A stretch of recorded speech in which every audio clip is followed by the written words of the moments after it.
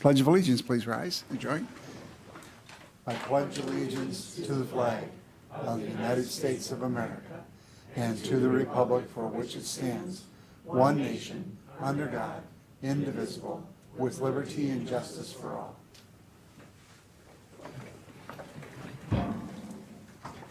Public comment. Does anybody wish to make public comment? Your great opportunity. Thanks for the opportunity. I'm here to observe. All right. We did not have a meeting on April 25th, and so we don't have any minutes from that meeting to approve unless you'd like to approve phantom minutes. But we will at the next meeting have the May 10th and the May 23rd minutes for approval. First item is, if without objection, I'm going to defer the discussion on the budget until later in the agenda so that we can deal with some of the other issues where there are members of the public and in other departments present. So without objection, we're going to jump to item 6A. And we'll start out with the tax deed process update. And first item will be taking of tax properties via tax deed. And Connie, are you going to lead us in that discussion? If you can grab a microphone.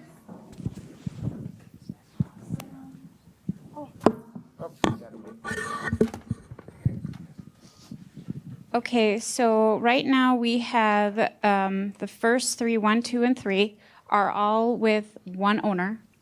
And these properties are up for tax deed. We went and visited the site, and there are pictures attached in your packets. So basically, there's 3 structures, and they're pretty much all falling down. One's a house, one's a garage, and one is a shed. One of the sheds is, they must have been doing some trucking stuff through it. There's tires in there, a lot of debris, and the structure of the shed is actually half fallen down with lots of insulation in it. And I believe the properties are abandoned, right, Steve? Yes, all the properties are believed to be abandoned. One property is just a vacant lot without a structure. The commercial property with the shed, it's the only one that's commercial currently on the assessments. And that shed has half the building is broke down. I know there is 2 barrels on the property, plastic barrels with some substance in them. No one tested that substance, but it is plastic and it's still holding, so I don't know what that really is. The residential property with the house is in pretty rough condition, the house itself. I know during my site visit, there's been some neighbors and stuff asking what am I doing as they're concerned. They informed me that there's a lot of activity with animals going in and out of open windows and into the building, raccoons and other type of creatures. So they believe that there might have been some illegal activity in the property over the years. I contacted the village sheriff asking if there's any activity that way and did not get any comments back with that. So I can't confirm any type of activity that way. I know the village zoning director, he contacted me back in November and December as they were having multiple violations on zoning on all 3 of the 2 properties with the structures. They wanted to issue a raise order on the building, for sure with the house, and the one with the shed, they're thinking on needing the same thing. They found out it was up for tax deed and are going to hold off on that until after whatever this county committee decides. I'm to relay that message back to the village. So with that said, is there any questions at all? There is also an environmental study in there that was done for all 3 of the property that's owned by Stewart. They did if you look on the second page of there, they've got A through D indicating what they think is any observations that they have for contamination. Basically, they don't know what the substances are in the barrels in the back. But I don't believe that they're seeing that it's an issue. I do know from visual observation and the study that the shed, the back door and stuff is open, and it is definitely full of a lot of stuff that looks more like, maybe throwaway type deal things. So there's a lot of cleanup, and based on the past tax bills, there's been a lot of special assessment charges with delinquent utilities, garbage, and grass mowing that the county has already paid because they are put on the tax roll. It goes under the taxes and unpaid special assessment charges. So if the village did do a raise order, that does get put on the tax roll, which would get paid by the county if unpaid. So them holding off on that raise order might, and it gives it option up to the county if the county takes it for maybe cheaper than the removal of that building. One of the recommendations too was that the county to determine who would be responsible for the removal of the debris on the property, unless that's going to go to the new owner, or if the county was going to do that. That was one of the recommendations from the health department.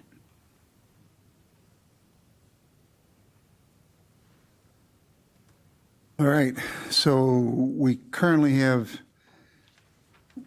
we've eaten $55,000 of back taxes between 2009 and 12, which we can't recover. So the longer we wait, the more we're eating about Yeah, that one is the $10,000 a year in back taxes and interest between the three.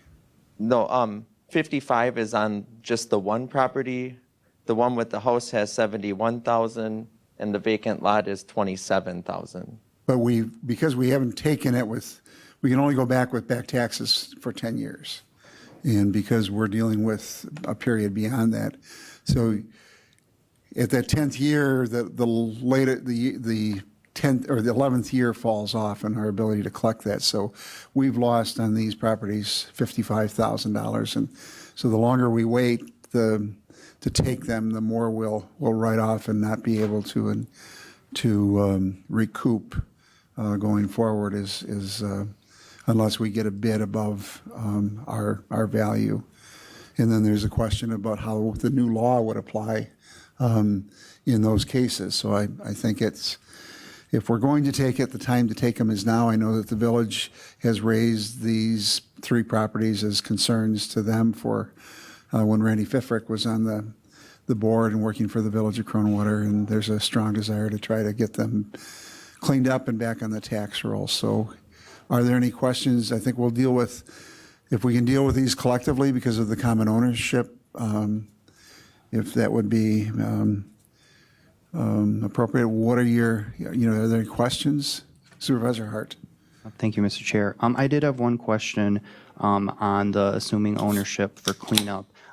I just wanted to know how that's determined, not who. I don't think we have to worry about that now, but I just want to know if there's any legal standing, any laws, any ordinances that we have that makes that determination, or is that something we have to come up with? In terms of ownership? Yeah, in terms of who owns the cleanup.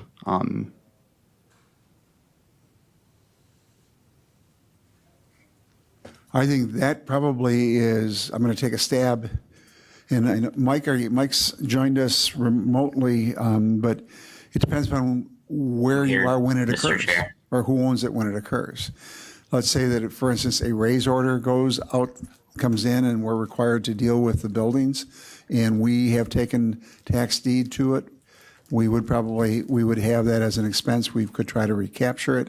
If the Village of Cronewater does the raise order and nothing happens, and they do it through their village powers and adds it as a special assessment, again, we wind up fronting them those costs. We typically sell properties as is, which means that the liability goes with a new owner under the state statutes. If we take it through tax foreclosure, we do not have a responsibility to address the environmental contamination. There's a liability protection under Chapter 75 available to, and under, I think, two under the spills law for local governments that take it through tax foreclosure. So it's probably somewhat unique to the circumstances at hand, Supervisor Hart. Anything you'd like to add, Mike? No, I think you captured it pretty well there, Mr. Chair. The big points to make are that if we take a property by a tax foreclosure process, there are limitations on our liability in assuming any environmental risks, and then the actual costs related to cleanup would be borne by whoever's the owner at the time of cleanup. I want to thank Connie and Steve for bringing these forward, because these are not a new problem. These are problems that have built up over the years, and we need to try to address them and dig ourselves out of that hole if we can. So, are there any other questions? Chair Gibbs.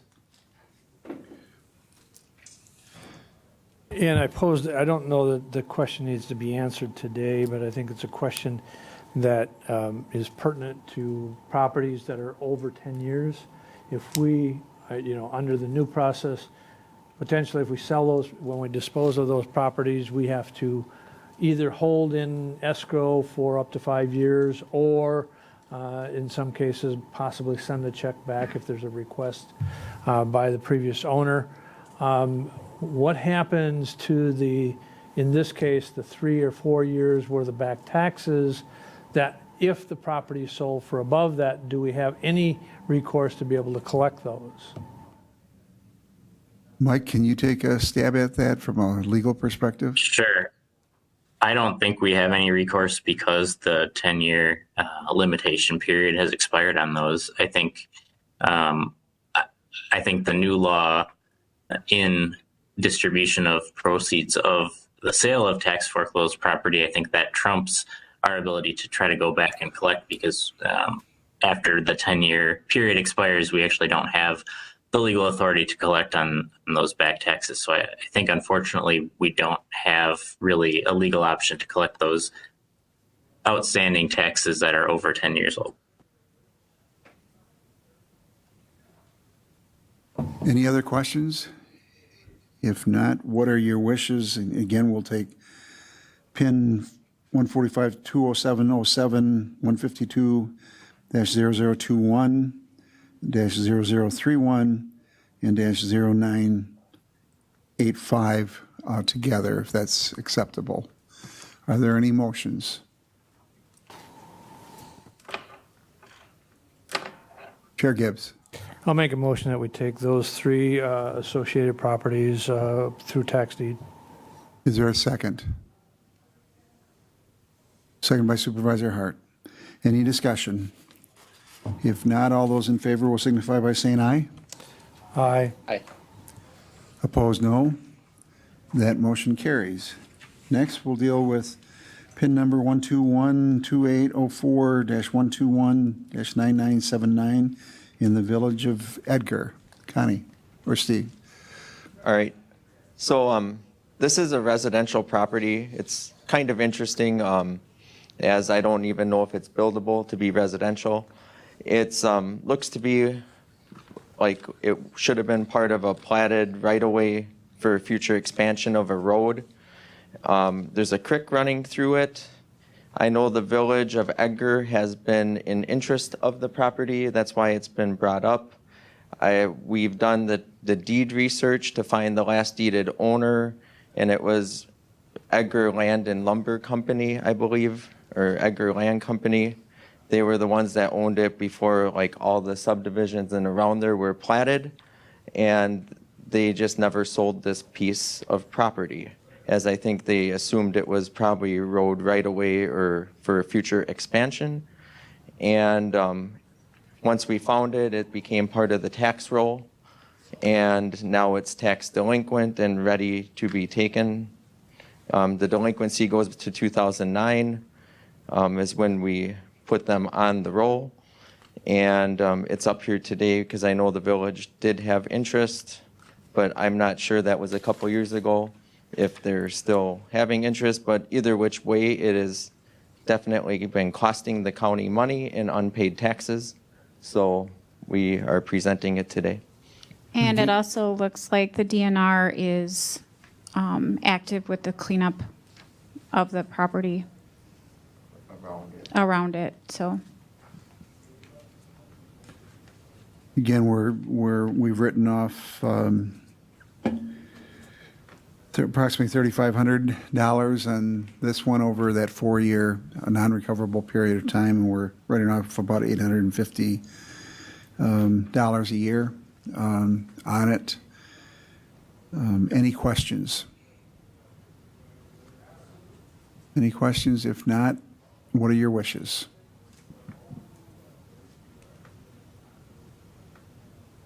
Supervisor Leahy. I would move that we take the parcel by tax deed. Is there a second? Second by Supervisor Lemmer. Any discussion? If not, all those in favor will signify by saying aye. Aye. Aye. Opposed, no. That motion carries. All right. We'll now move on to an update on the ordinance. Mike, I'll turn it over to you for a summary of what's happened in the last couple of weeks. Sounds great. Thank you, Mr. Chair. As the committee recalls, we've been having discussions about the tax deed property process, and we've also been talking about the transition to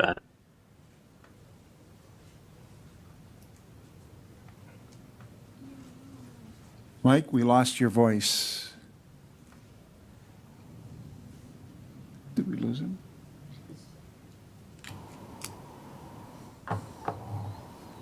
consisted of myself, Mike, Chairman we lost you Robinson. we lost you for about 30 seconds. Okay. I didn't say anything important, I promise. So we had a small group that met to address these ordinances. It was myself, Chair Robinson, Treasurer Beiersdorf, Deputy Treasurer Cherrick, and County Clerk Kim Trueblood. After that discussion, I was tasked myself with updating the ordinances based on what our discussions consisted of. So I have a red line version of these ordinances in your packet. I tried to flag with comments some of the major decision points, but I'll kind of walk through these with you. So starting in section 3.20, that's our sale of tax delinquent land ordinance. The first change there was a change related to subsection 1, kind of putting a policy and statutory authorization in that section. The idea there was to really set forth, okay, what is the point of this statute? What is the county trying to do when it takes these properties? In subsection 2, there's an addition there of a proposed set value for appraised value. So in the absence of an alternative amount being set by this committee, appraised value for these properties that are taken in REM would be set at 50% of the assessed value of the property. So that is language that I'm just throwing out there for further discussion. The thought would be if the committee's intent is to bring these properties once they're acquired and put them on a surplus auction site such as Wisconsin Surplus, we can't list them for an auction with a value that they're never going to get bids on. So the idea here would be, what is the amount that you would want to set these properties at, and is that an amount that you would want to set in the ordinance so that we wouldn't have to come back with every property to set a specific value each time we intended to put it up for auction. Moving down to subsection 4 of the ordinance, there's a preference in the ordinance for the former owner of the property to repurchase the property after it's been acquired by the county by tax deed. So that is an optional piece. Wisconsin state statute doesn't require us to give this preference to former owners. The reason I flagged this is if we retain the preference to the former owner to repurchase, once we've acquired the property by the in rem process, we would have to wait an additional 60 days under our current language to actually initiate the sale because of that 60-day preference. So that was a question I had is, do we want to retain that? Subsection 4A, there is currently an exception to the policy, and the general policy that's stated there is that when we acquire a property, anyone who's still living there gets evicted. We have an exception outlined in our ordinance so that this committee can grant an exception. I just flagged that. That's again not required by state law. That's a creature of our ordinance. Subsection 4C on the next page, I added a piece here to kind of address the situation where a prior owner might benefit from the process by having their liens wiped out and then reacquired. So I tried to address that piece. Subsection 5, I really just looked at streamlining the process so that the county administrator was involved before a department might want to come to you and say, hey, I want this piece of property. It made sense to me that the administrator would have some involvement there. In 5B, I updated that to comply with the law change in 7536 about the distribution of proceeds for sale property. In the public sale section, which is subsection 6, again, made some changes regarding the property sale value just to make sure that we kind of outlined what the process would be once we're selling. And to make it align better with the case of trying to go to an auction or use a surplus site such as Wisconsin Surplus, if that's what the committee wants to do. The remaining updates here in 3.20 are all related to that, trying to streamline with Wisconsin Surplus. If you go to the subsection 9 in section 3.20, that references homestead property, and really it was just updated to address the fact that the law changed and there is no longer an exception that only applies to homestead property. It actually applies to all property, so I changed the language there. 3.21 is a really short ordinance that just talks about delinquent property taxes. I added a piece there to reflect the treasurer's intent that we create a fee associated with the cost that the county has on all these properties when we're going through the legal process. So that actually puts the fee into ordinance. In 3.23, the main changes are making it clear that the environmental site assessment is not applicable to tax deed properties. We had some significant discussions on this piece in our small group meeting, and really there's a state statute and a federal statute that both indicate if a municipality acquires a property through a tax foreclosure process, tax deed, in rem, any of those, we do not take on the liability related to any environmental issues or environmental damages that are on the property. So I updated to make that clear that we would not be requiring an environmental assessment in those properties.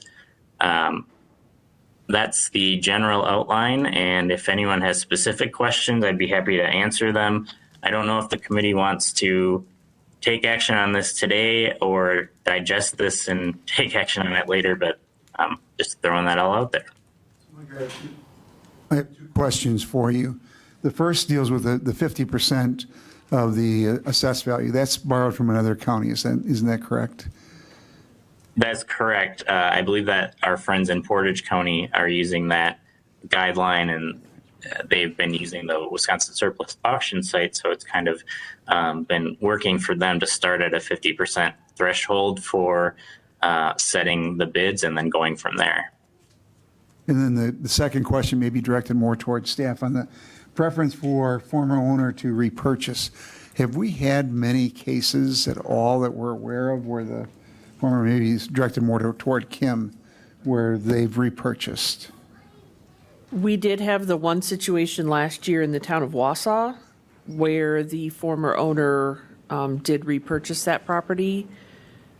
He had the funds and repurchased it. That's the only one that I'm aware of.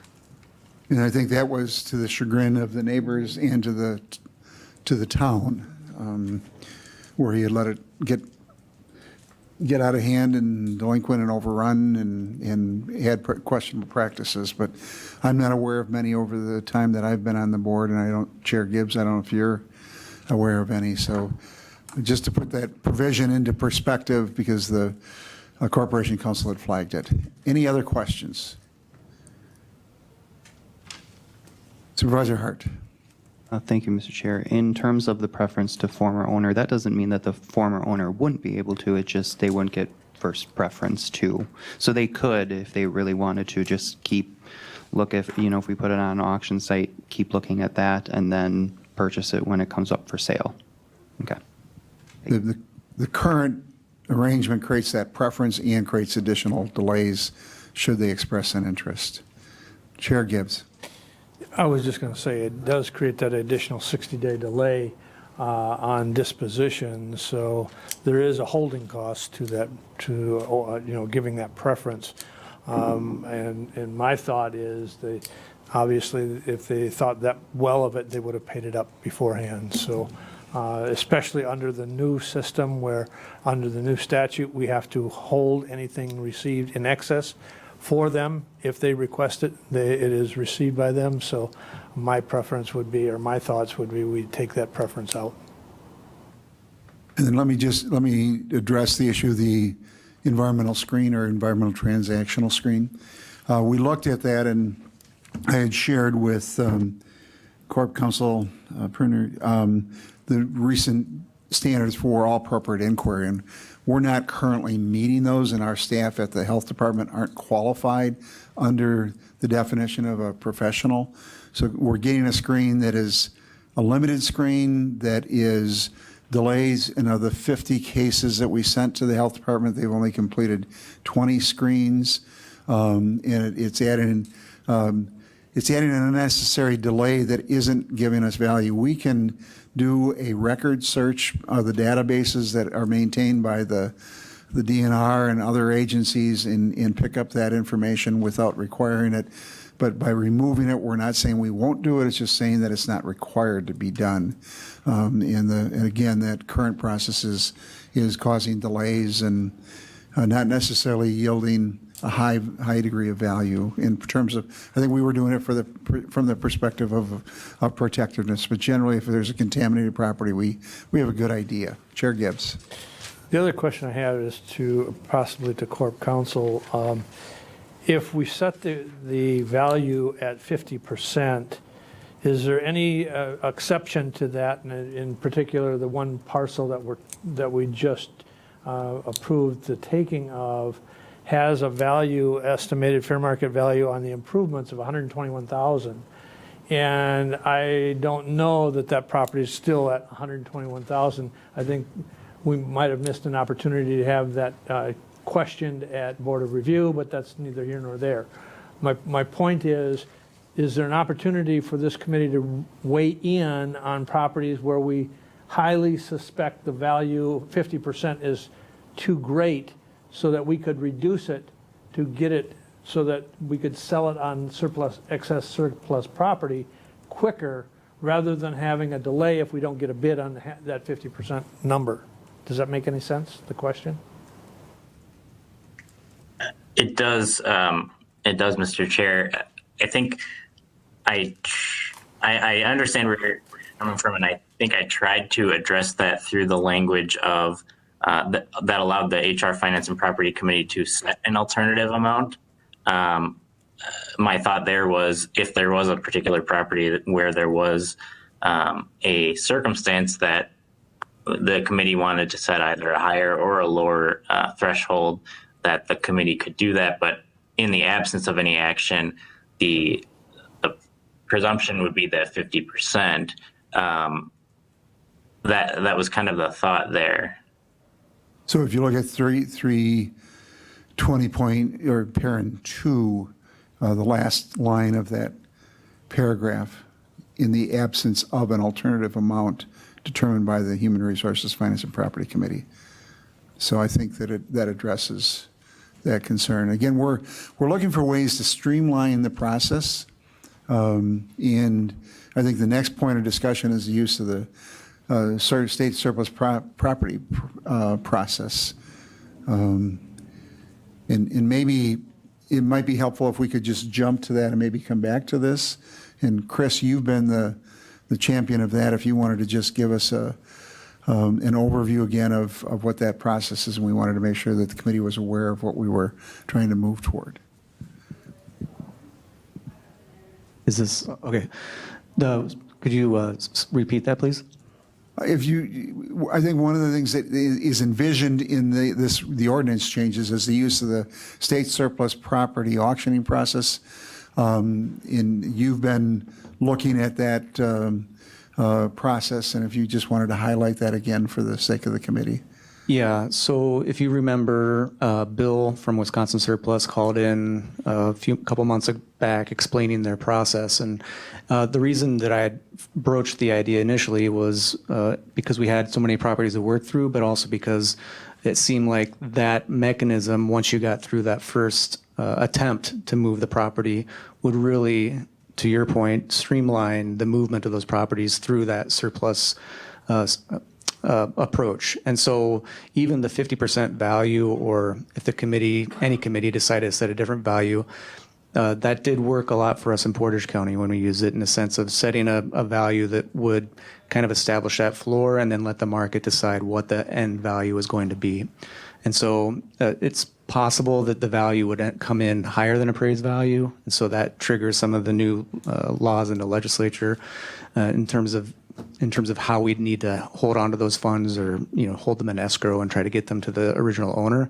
But by and large, I think the biggest piece for us is the speed with which you can get those moving.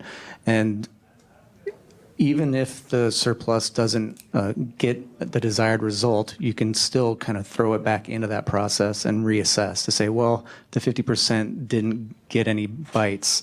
I don't anticipate that. I didn't experience that in Portage County at all, but I do think that particular avenue really makes the process a lot easier on the county. And we still, as you know, we still have that first attempt to move it. So if that works, hallelujah. If it doesn't, then we have a really successful backup plan that has a strong track record, not only for Portage County, but dozens of counties across the state. And so I think it really presents a unique opportunity for us. Chair Gibbs. I think it provides an opportunity for bigger exposure to a bigger audience as far as, potential buyers that we currently don't have in our current advertising process.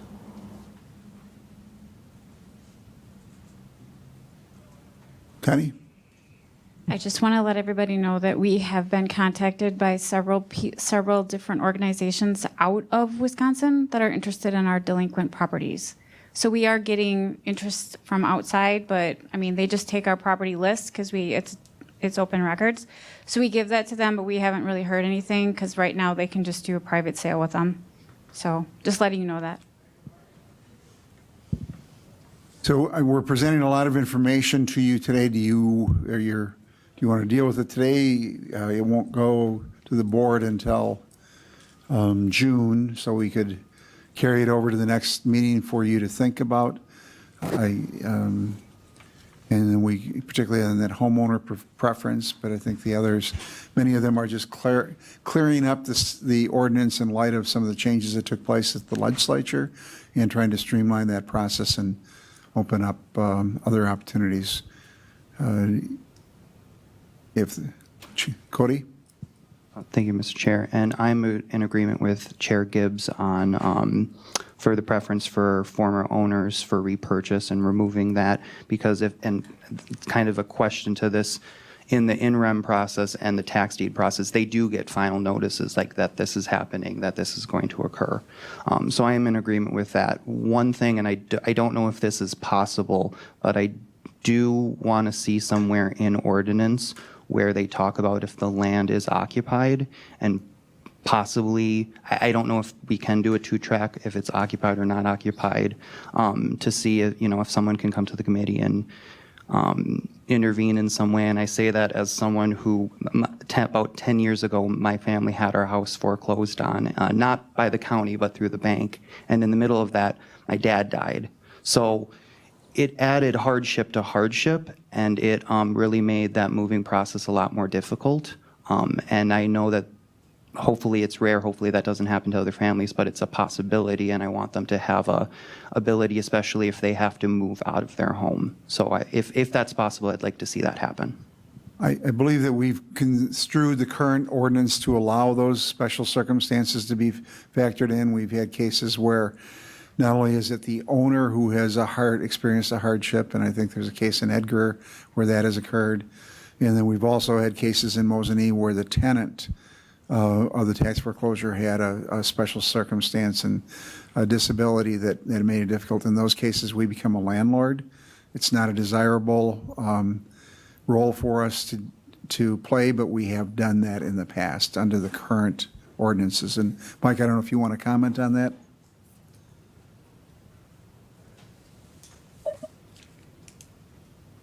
I don't think I really have anything to add besides what you said, Mr. Chair. So I think we consider those on a unique basis. I don't think anybody's intent is to throw out somebody during a period of hardship. But I think that there is flexibility to allow us to do that. Connie? I also believe that once that we send the notices, it's either the tenant, the current owner of the property will let us know who's currently occupying the property. We have had a couple that we are putting through research right now. Some of the tenants have contacted us and say that we do live here. What's going to happen to us? So they are contacting us, so we're aware of those situations. So, Cody? Thank you. So then, just to be clear, it is possible to have, an ordinance where if it's not occupied, we could take it through NREM or the tax deed process, and where if it is occupied, we can have, committee action to intervene in that. That is possible, and we can do that moving forward. Okay. As the owner, we can exercise our rights to that property. I also believe it would probably be more on after the county acquires it, right, on Kim's side in them situations, on any type of agreement with the landowner. So it has nothing to do with the tax deed or the NREM process. It's more on the sale side, on when the county puts it on the auction site with the committee.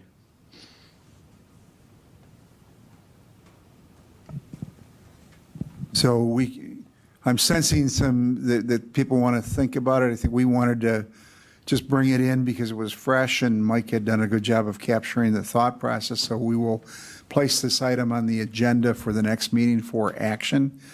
We will ask, Mike, if you could give us a second draft, if you could take out the preference for former owner to repurchase, and we could deal with that in both ways, so we could get a look at it. We could look at the one as proposed and the one looking at Chair Gibbs and Supervisor Hart's discussion on removing it and going forward. And we'll bring that in at the next meeting. Any questions? I want to thank all the parties that were involved in this. I think we're trying to look at trying to streamline that process and avoid the write-offs and going forward. And I know Chris has done some work on the sale portion, and the treasurer's office is trying to deal with the backlog, and Kim winds up dealing with them once we take title to them. So, and Mike is the one we all turn to when we have questions. So thank you all for your role in bringing this forward. So with that, we'll move on to item 6B1, dealing with the resolution dealing with the Regional Forensic Service Center. Vice Chair McEwen.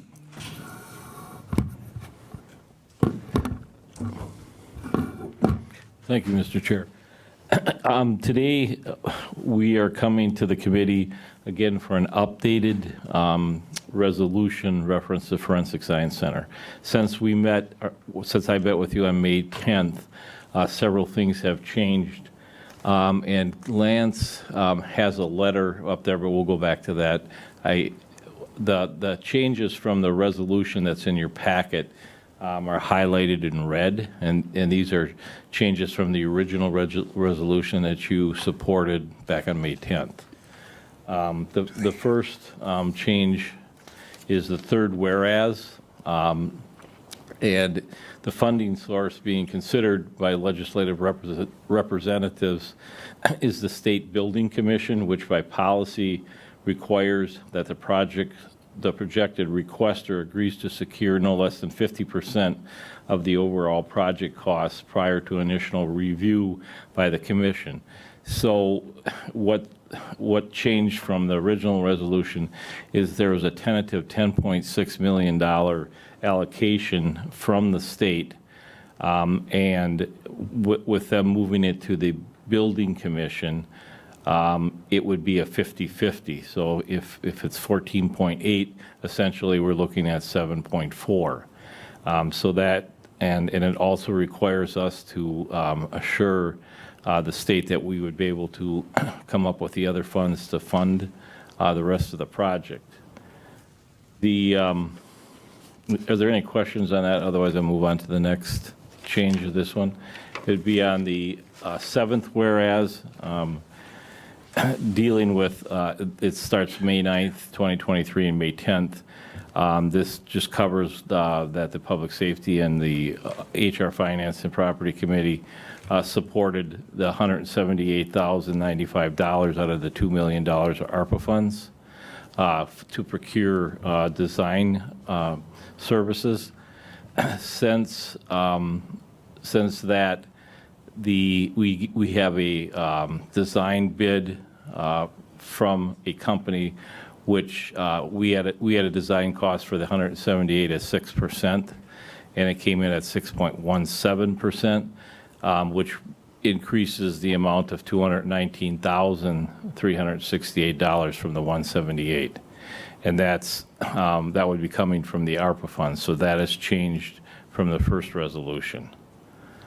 And then moving down to the second, be it further resolved, it's just changing the 178.95 to the 219.368 coming out of the ARPA funds, the $2 million ARPA funds. Then moving on down, be it further resolved that the county board authorizes the county board chair to contact appropriate state legislator members regarding Marathon County commitment to the Forensic Science Center project, including the county's intent to work diligently to secure the funds and contribute necessary funds for the project, which means we would agree that we would come up with the other 50%.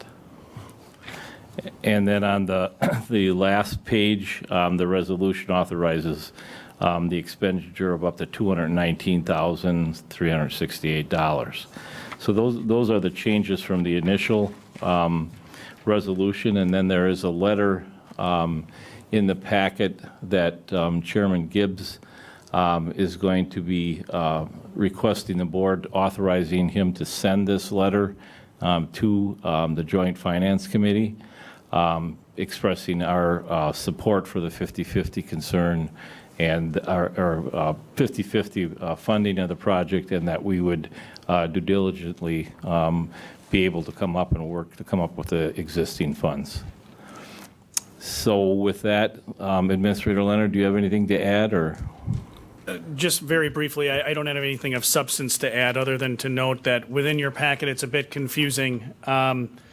We essentially have three resolutions to kind of walk you through how we got to the place that Vice Chair McEwen just referenced. The first resolution is the resolution you considered at your previous meeting. You, along with Public Safety, moved that resolution forward, and as Vice Chair McEwen referenced, that had that $178,095 amount in it.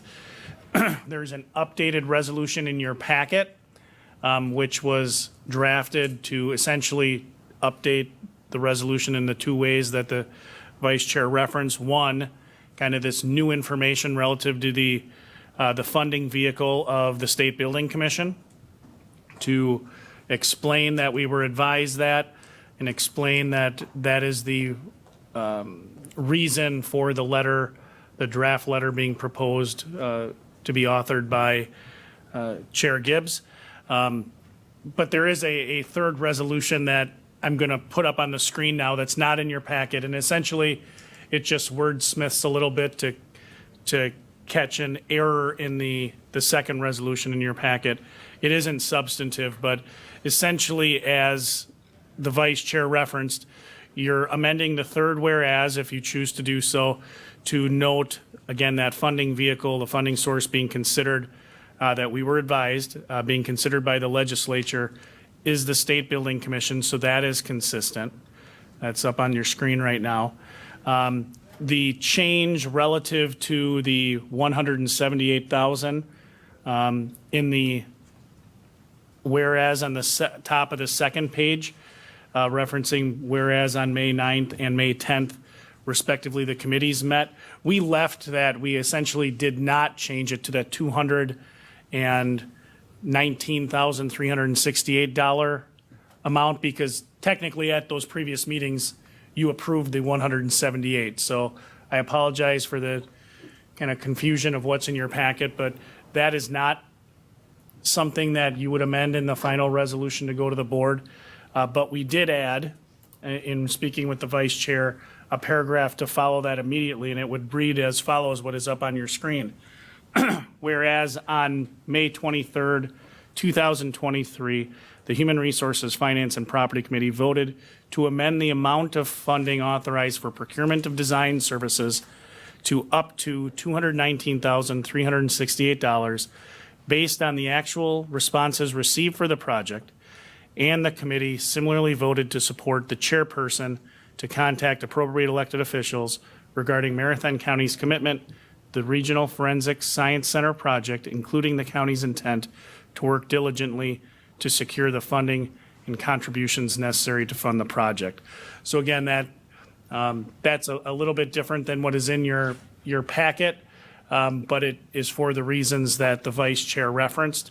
The remaining modifications are exactly as the vice chair laid out in his comments, updating the figure to the amount that we actually received through the project solicitations, and adding that be it further resolved section, again authorizing the county board chair to reach out as is required under the building commission policy that we were provided last week. It requires that sign of commitment. So I hope that's what you're looking for, Mr. Vice Chair, but I do have this kind of cleaned version that if there's an amendment to the previously approved resolution, we can get this in the board packet tonight, and I'll actually print out copies so that people have them at their each of their locations to look at tonight. No, I don't have anything else to add. I apologize. I thought you had it up there. I can't see the screen. I was toggling back and forth, but it was Okay, a little all right. bit Well, confusing. it was easy for me to read. I had this was just hot off the press, but yeah, so, thank you. I don't know, Kurt, if you want to express anything as far as the letter, or? Yeah, we were contacted, and I don't remember all of the dates, but contacted by Senator explaining that they were looking for a commitment from the county to, because they were going to utilize, the State Building Commission. I then in turn contacted the author of the original resolution or original legislation and verified on May 12th with the author that was their intent. He was a bit apologetic initially. I don't think that was his intent. His intent was to provide potentially the full amount, 10.6 that was being requested. But this was this was the funding source that they were going to utilize, and that was through the building commission. So they were seeking, and I clarified with him that they were seeking the letter of request that is included in the packet right now. So. I'd just like to interject that this doesn't stop us from seeking other sources of funding from the state of Wisconsin, including the state's use of its ARPA funds, which were used in Milwaukee County. So what it does is it recognizes that if we're, for the building commission purposes, they'll only provide 50% of the funding. It doesn't stop us from looking at other sources. And that's, I think, what the intent here is. The chair and the chair of the task force and the chair of the board both intend to do that. So any questions? Jess and then Supervisor Lemmer. I just wanted to add that if we do get the $2 million of federal funds, that also counts towards that match. So we did get clarification that any money that we raise through the grant and the ARPA does count towards the county's match. So if we do get that, we're currently at $4 million for our match for whatever the project costs come to be. Supervisor Lemmer? So if we have a bid already of 219 plus, is there any energy in that bid? We have a proposal. Professional services are done with proposals, but we are committing resources toward the end. Right, I just would like to gently recommend that we look at the BIL or IRA for possible padding of a project that could offset some of the gap funding that we would need through a alternative energy source. All right, any other questions? If not, what are your wishes? I think we would need to amend, and my suggestion is that we deal with the resolution R blank 23, updated 523, which is what the administrator had pulled up. So do you want to adopt that as a substitute amendment and recommend that to the board? I would need that in the form of a motion. I'm seeing some nods, but I have not seen any motions.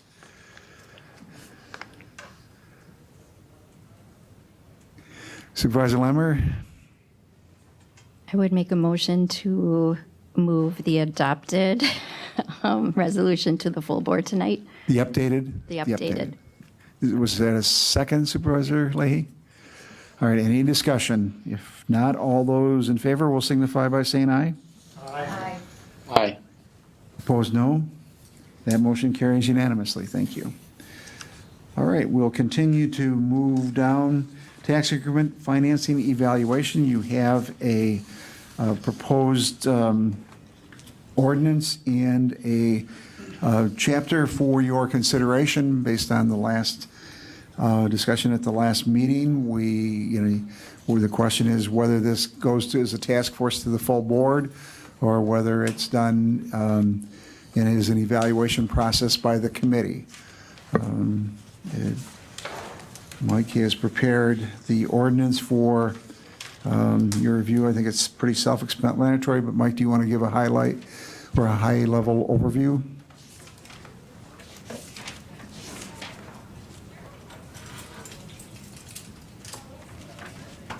Oh, he's not on, so. So technology, when it works, works well. When it doesn't, it fails us. So we have the ordinance. I think the concern was that if we took it to the county board, could we get the 2/3 vote?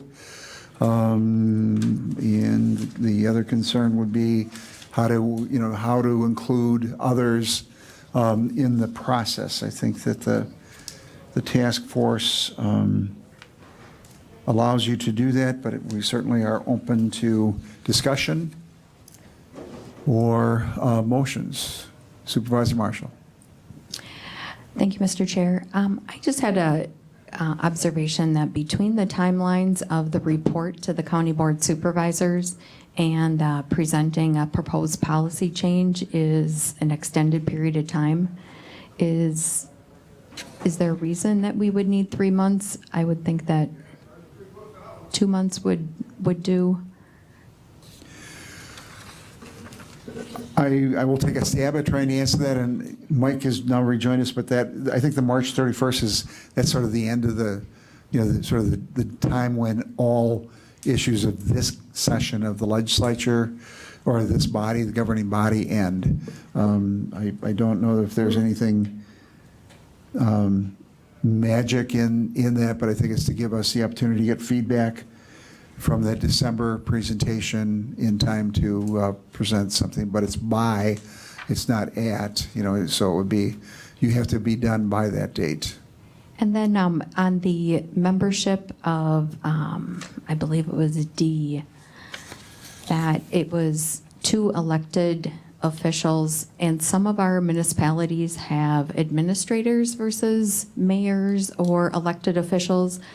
I just would recommend that one of those be from a town and a second one from a city or village. That way we have some smaller municipalities and larger municipalities. So I would make an amendment to say, instead of 2 local elected officials, 1 town chairman and 1 village or city elected official. If you can hold that, we have to have the resolution before us before we can amend it. So Thank you.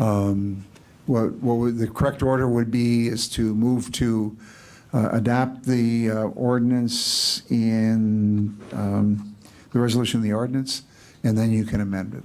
So do we want to go right there, or do you want to have additional discussion? Supervisor Hart. Thank you, Mr. Chair. I just wanted to make an additional comment if we were to move forward. So with the discussion, I don't know if it was last month or the month before, the months are moving by really quickly. I don't believe that a task force will make it through the county board with a 2/3 majority. So because of that, I will oppose this task force through the committee, but I would support it if it does make it to the full board. I just don't want to put us through a discussion that we just had. Again, when a lot of the parts of the discussion previously was not on the substance of the task force, but task force themselves, creating more bureaucracy, creating another body of government. And then I think there are also questions on membership too. Are we going to have municipalities that are going to feel like they were left out? Are we going to have representatives from local tax districts that are going to feel like they are left out? There are questions on that need to be resolved. I did speak with the Director of Community Development for the City of Wausau last week, and she let me know that she is willing to come in and speak to the full county board at any time on TIF districts. She also informed me that WIDA has a whole bunch of resources, and she serves on that board, and she would be able to connect us with that. I just want us to be aware that there are other avenues to explore TIF districts and the impacts on the county. Another reason too is that a lot of what we can do is changes to state law, and that's kind of just us sending a resolution to the state legislature, and we send a lot of them, but a lot of them do go ignored. And again, we pit this as does the legislature listen to the counties, or does the legislature listen to the municipalities? And I don't know who would win in that. So for those reasons, I'm going to oppose that. Any other questions? If not, what are your wishes?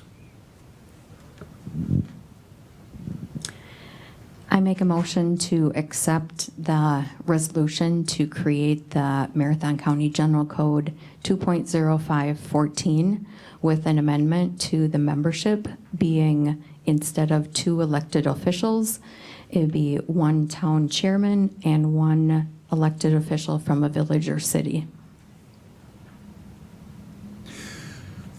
Is there a second?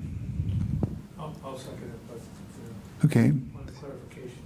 Town chairmans are elected, so it still would need to meet that criteria.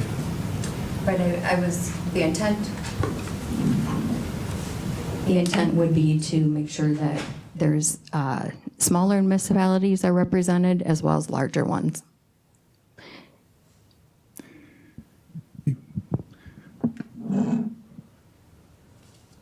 And I think that's the chair in appointing the task force would need to look at those requirements. But, so we have a motion to adopt recommend adoption of the ordinance in enabling resolution with the amendment to, under the membership, under 205-14D to include a town and county elected official. Any discussion on that?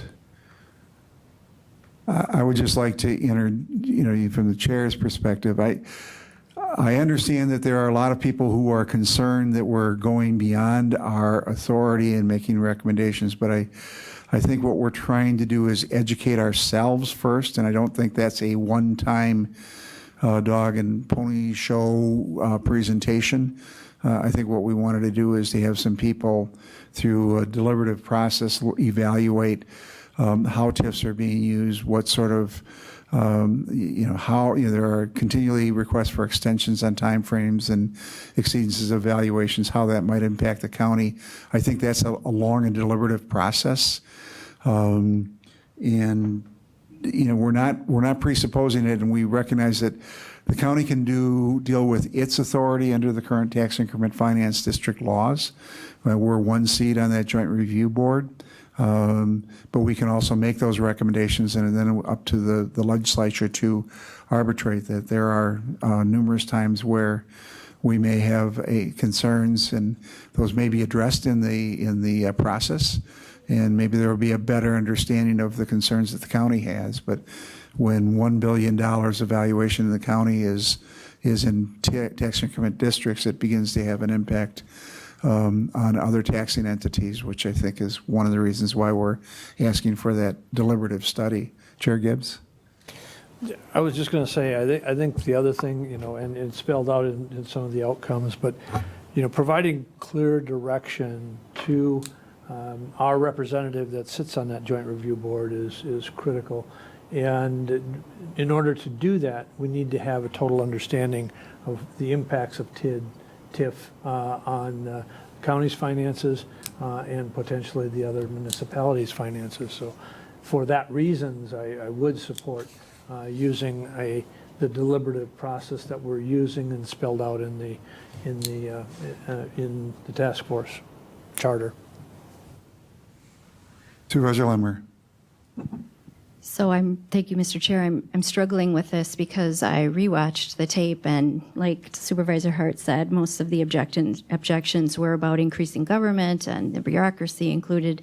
Staff can be directed to take action anyway, so I don't understand why we couldn't have, say, our finance team write a white paper on TIF so we can get educated and then periodically bring the TIF information and reports to our HRFP meetings so that we are not feeling so detached from some of the decisions and some of the information that's there. Maybe that would be an option. Let me point out to a degree the contradictions that I'm hearing. You want to be deliberative, but you want to have a small group of people engaged in preparing the product. It's hard to have it both ways. And quite honestly, the thing about the county board is consistency lasts until the next vote. I think if we frame the issue from the perspective of this is a $1 billion issue in a $14 billion county, that there will be some people that were concerned. And if we go down the route of tasking the administration to do it, it's not part of the work plan. And you'll get many of those same objections from some of the supervisors that might oppose the task force. And I'm game to try, but it's up to you as what you might want to recommend. Supervisor Hart. Thank you, Mr. Chair. One of the other comments that I wanted to portray from kind of the city's aspect too was the county's role on the Joint Review Board. One of the concerns that I had heard was that, you know, potentially us changing our membership for that board, you know, it has the possibility that it could be one of the supervisors, but then one of the supervisors would have to portray the wishes of the full board, and that in itself could hold up the Joint Review Board, which means municipalities that have to make decisions on their TIF districts would be held up just by the county, but also we are just one vote, so we're not a majority of that board, so we, you know, it holds them up by making that decision. Ultimately, if whatever the decision the full county board were to make, that might not even impact the decision of the full Joint Review Board. Thank you. What, Supervisor, or Chair Gibbs? I don't know that, you know, we were looking for the full board to weigh in on each issue, on each review and each meeting of each of the joint review boards at various municipalities.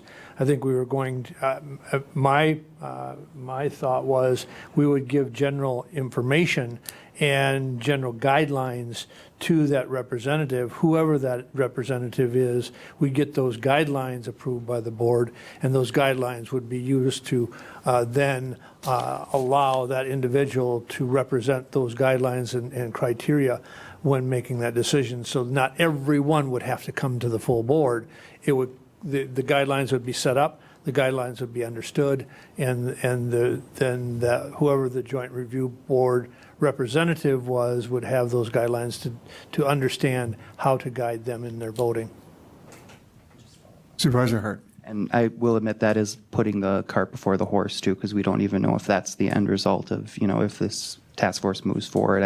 That's kind of the scope that we're looking for of what is the end result of this. And even if we do change that, that might not even be impactful. All right, any other questions? If not, are we ready for a vote? All those in favor of recommending the ordinance through the resolution will signify by saying aye. Aye. Opposed, no? No.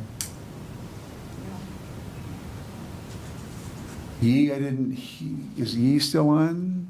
Sorry, I said no. All right, that motion fails on a 4-3 vote. Supervisor Hart.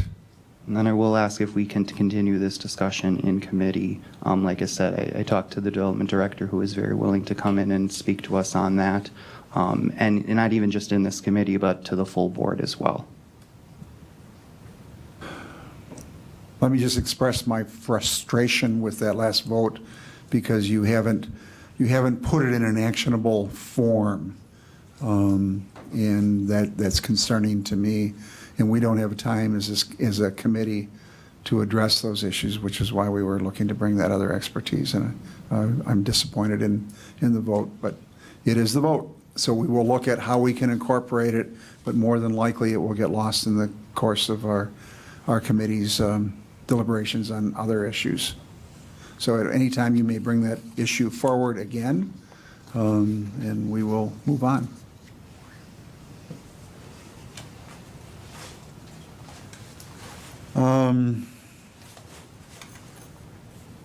I'm going to jump down to the update on the American Rescue Plan Act funds. I placed that on the agenda. It's an educational item, only because I received a phone call from the transit director from the city of Wausau last week, expressing concerns over communication he had through the National Transit Association relative to the clawback on some of the federal funds. And he was concerned that as part of the budget deficit negotiations, there were discussions that any unallocated dollars affecting transit and others could be clawed back as part of the deficit discussions. That led to concerns about what would happen with ARPA. And we communicated immediately to Administrator Leonard and Finance Director Palmer and Chair Gibbs about what that might mean. We reached out to our congressional delegation and got updates about the information we received from NACO, as well as through Senator Baldwin's office, is that the feeling is that the ARPA dollars to the county are allocated because they have been distributed to the county, so the ability to claw back would be limited. It does, however, point out the need for us to, I think, develop a plan for the county and how we're going to allocate and use those dollars. We're running into a December 31st of 2024 deadline for the determination of how we're going to use those and spending them by 2026. So we'll be looking at trying to accelerate our process and evaluating them in the context of preparing for the budget and looking at other items. And we've been bandying some things around, including the earlier discussion today relative to tax delinquent property. Should we set an earmarked portion of the ARPA dollars to try to deal with some of those contaminated or those issues associated with some of those property tax deed properties that we take to clean them up and get them available for housing or redevelopment in the context of trying to get them back on the tax rolls and productive quicker. But those issues will be coming forward at a future meeting. And when we placed it on the agenda, we were still seeking clarity on what was happening. And I think the good news is most parties agree, and I'll turn it over to Chair Gibbs, that we're not at risk. Well, thank you, Mr. Chairman. So when I was contacted by the chairman of the HR Finance Committee and made aware of the potential risks that were being at least expressed, I was at a NACO event and talked to the director of NACO and talked to their legislative director, who had been in contact with Treasury and understood the question. And so the clarity, it was made clear that under the current statutes, once the funding was allocated to Treasury and then Treasury disseminated those dollars, in effect authorized and sent Marathon County its allocation of ARPA funds, those were allocated, even though we haven't suballocated those initially forward. Now, the concern that the transit director was referring to is some ARPA funding that has been unallocated from Treasury to transit. So transit authorities. So there is some potential in the negotiations on the extension of the debt ceiling. That discussion is in play, and so those funds may be at risk depending on how that comes in, how that comes out, or the negotiations come out. But the risk is because those transit funds have not been allocated from Treasury at all. And so the thing, though, that was expressed was the one concern was that, you know, we don't have a total allocation of our ARPA allocation. So it's highly recommended that we come forward and come up with a plan to utilize those ARPA funds as we develop that, and the sooner the better there is. But it's clear that those ARPA funds right now are not at risk of being clawed back. Before we move too far on, the chair is going to correct himself, because I thought I heard 3 no votes in the room, and there were only 2 no votes in the room relative to the TIF resolution. As a result, I'm going to reverse myself, and that motion did carry on a 4-3 vote based on what I heard. And we didn't do a roll call, it is there. So that motion will be moved on to the county board, and we will share. Goes to exec first. It'll go to exec, and we will also be taking it to the Extension Education Economic Development Committee for presentation to them. So it will go exec, EEDC, and then to the full board. So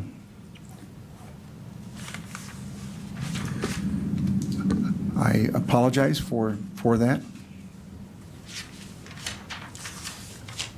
Now back to the ARPA. Any other questions? I think what we'll do is, and we've started, we were scrambling last week to come up with a list in case we did need to do this, so there's some very good ideas that are floating out there. We will present those at an upcoming meeting on how those dollars will be spent. So we will move on then to the budget. We started the process at the last meeting going over the review of the mandatory and discretionary programs in the document. Shared with you the rates and the fees, although this committee, the programs under the committee are relatively limited in scope. I think one of the fees that we do control is the fee at tax delinquent property time, and that was addressed in the ordinance. The recommendation was to go to $150 as a fee for dealing with those as a county fee.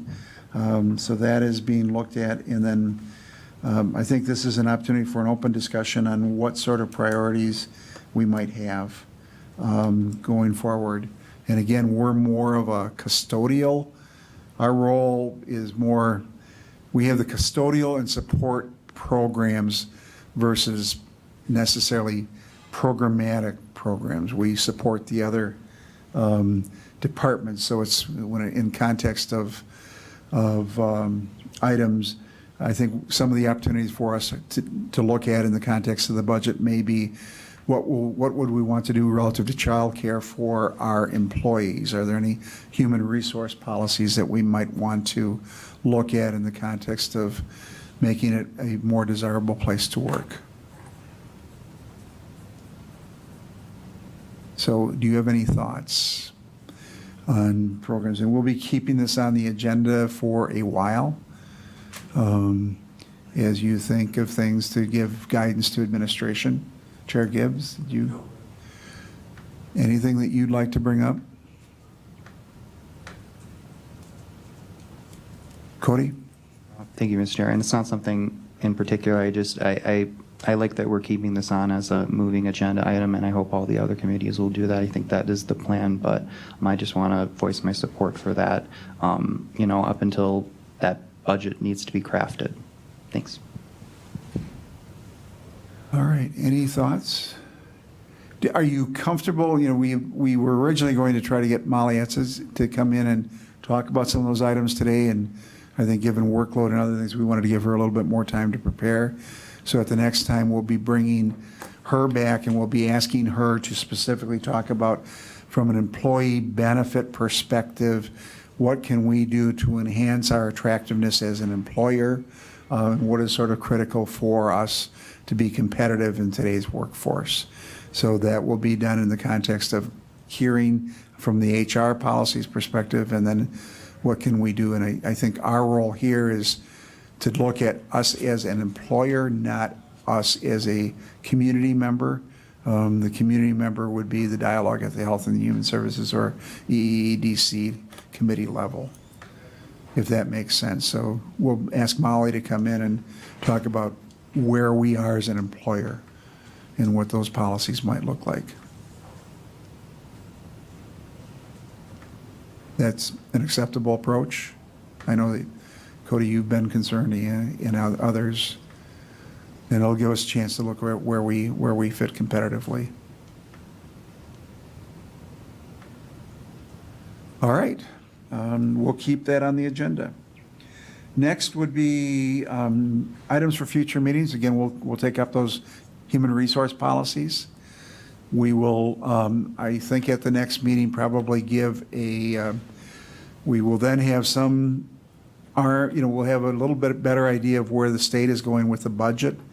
Maybe we'll have an update on where the state budget is and what it might impact, because we'll still be in a position potentially to impact our area legislators. Mike Verner's on vacation at the next meeting. I'd like to bring that tax deed process back at that time. So if you have some questions, I would encourage you to ask Mike those questions in the next week or so before he goes on. Oh, he's leaving tomorrow.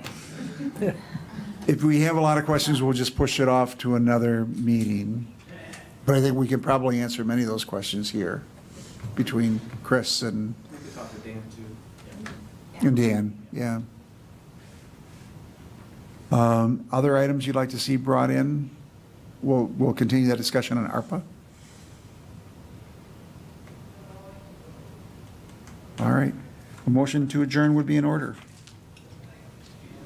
So move. Moved by Supervisor Leahy, seconded by Chair Gibbs. All those in favor will signify by saying aye. Aye. Aye. Opposed? Carries.